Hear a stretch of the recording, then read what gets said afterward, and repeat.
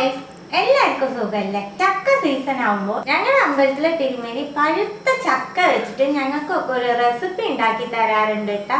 അധികം ആരും ട്രൈ ചെയ്തിട്ടുണ്ടാവില്ല, അത്രയ്ക്ക് യുണീക്ക് ആയിട്ടുള്ള ഒരു റെസിപ്പിയാണ് ഇന്നത്തെ സ്പെഷ്യൽ.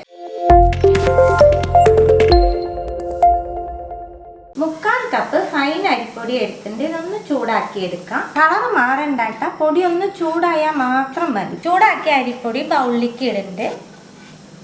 ഈ മാവിന് ആവശ്യമായിട്ടുള്ള ഉപ്പ്, 1/4 ടീസ്പൂൺ ചെറിയ ജീരകം, 1 ടീസ്പൂൺ നെയ്യ് എല്ലാം ഒന്ന് മിക്സ് ചെയ്ത് കൊടുക്കാം.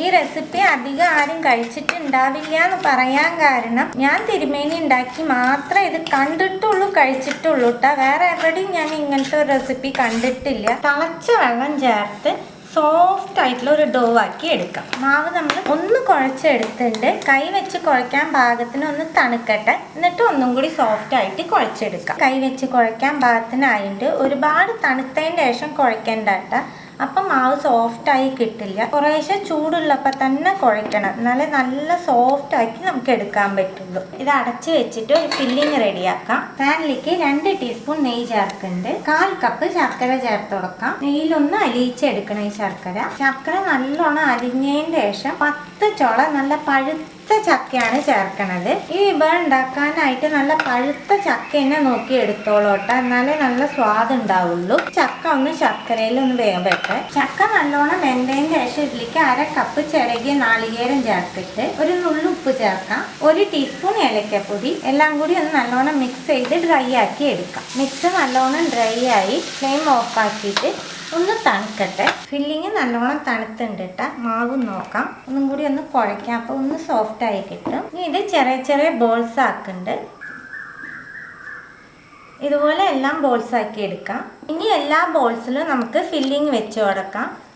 കൊഴുക്കട്ടയ്ക്ക് ഇതാക്കണ പോലെ റെഡിയാക്കി എടുക്കാം. എങ്ങനെയാണോ തിരുമേനി റെഡിയാക്കി തരുന്നത് അതേ രീതിയിലാണ് നിങ്ങൾക്ക് കാണിച്ചു തരുന്നത്. ഏത് ഷേപ്പാണോ ഇഷ്ടം ആ ഷേപ്പിലാക്കി എടുത്തോളൂ. അതുപോലെ ഫില്ലിങ് ഉണ്ടാക്കുമ്പോഴും നട്ട്സൊക്കെ വേണമെന്നുണ്ടെങ്കിൽ അതൊക്കെ ചേർത്തോളൂ കേട്ടോ. ഇനി കുറച്ച് ഫില്ലിങ് വെച്ച് കൊടുക്കുന്നുണ്ട്. ഇലയടയ്ക്ക് നമ്മൾ മടക്കില്ലേ ആ രീതിയിലാണ് കേട്ടോ ഞാൻ ഷേപ്പ് ആക്കണ. ഈ ഷേപ്പിൽ ഇതുപോലെയാണ് എല്ലാ ബോൾസും റെഡിയാക്കി എടുക്കാൻ പോണത്. എല്ലാം നമ്മൾ ഫില്ലിങ് വെച്ച് ഷേപ്പാക്കി എടുത്തിട്ടുണ്ട്. പാനിലേക്ക് 1 കപ്പ് പാല് ചേർക്കുന്നുണ്ട്. 1/4 കപ്പ് വെള്ളം ചേർക്കാം. പാല് നല്ലോണം തിളക്കട്ടെ. പാല് നല്ലോണം തിളയ്ക്കുമ്പോഴേക്ക് നമുക്ക് 10 ചക്കച്ചുള അരച്ചെടുക്കാം. പാല് നല്ലോണം തിളയ്ക്കുമ്പോൾ ഇതിലേക്ക് 1 ടീസ്പൂൺ ശർക്കര ചേർക്കുന്നുണ്ട്. നിങ്ങൾക്ക് കൂടുതൽ മധുരം വേണമെന്നുണ്ടെങ്കിൽ എക്സ്ട്രാ ചേർത്തോളൂ കേട്ടോ. അരച്ചെടുത്തേക്കണ ചക്കയുടെ പേസ്റ്റും ചേർക്കുന്നുണ്ട്. പാലിൽ നല്ലോണം മിക്സ് ചെയ്യണം. ചക്ക നല്ലോണം അരിഞ്ഞതിന് ശേഷം നമ്മൾ റെഡിയാക്കി വെച്ചേക്കുന്ന ഓരോ കൊഴുക്കട്ടയുടെ ബോൾസും ഇട്ട് കൊടുക്കാം.